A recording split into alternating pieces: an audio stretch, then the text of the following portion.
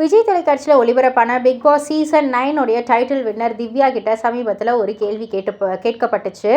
விஜய், த்ரிஷா 2 பேருமே வந்து ஒரு தயாரிப்பாளருடைய ஃபங்க்ஷனுக்கு ஒரே மேட்சிங் க்ளோத்ஸ் போட்டு ஒன்றாவே ஒரே காரில் வந்திருந்தாங்க இல்லையா? அதை பற்றி வந்து கேட்கப்பட்டது. அதற்கு திவ்யா வந்து சிம்பிளாக பதில் சொல்லிட்டாங்க. ப்ரொஃபஷன் வேறு, பர்சனல் வேறு. அவங்களுடைய பர்சனலுக்குள்ளே நம்ம வந்து போகக்கூடாது, அதுதான் சிறந்தது அப்படின்ற மாதிரி வந்து சொல்லிட்டாங்க. என்ன நீங்கள் இப்படி சொல்கிறீங்க? இப்போ வந்து ஒரு பிரச்சனை போய்கிட்டு இருக்கு, ஒரு ரூமர் எல்லாம் வந்து வெளியில் வந்துக்கிட்டு இருக்கு அப்படின்னு வந்து கேட்கக்குள்ளேயே நீங்களே சொல்லிட்டீங்க ரூமர்னு, அதுக்கு நான் எப்படி பதில் சொல்ல முடியும் அப்படின்ற மாதிரி பேசிட்டாங்க.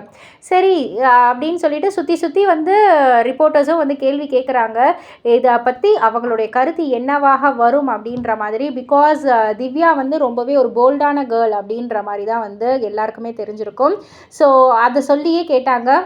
பிக் பாஸில் நீங்கள் ரொம்பவே போல்டாக இருந்தீங்க, அதனால தான் இவ்வளோ டைட்டிலும் வந்து இந்த அளவுக்கு நீங்கள் வெற்றியும் காண்பிச்சிருக்கீங்க, டைட்டிலும் வந்து வின் பண்ணியிருக்கீங்க. ஸோ நீங்கள் போல்டாக வந்து எதுவாக இருந்தாலும் ஓப்பனாக வந்து சொல்லுவீங்க அப்படின்றதால தான் உங்களுடைய கருத்தை வந்து நாங்கள் கேட்குறோம் அப்படின்னு வந்து கேட்டதுக்கு நான் திரும்பவும் சொல்லிட்டேங்க. பர்சனல் வேறு, ப்ரொஃபஷனல் வேறு.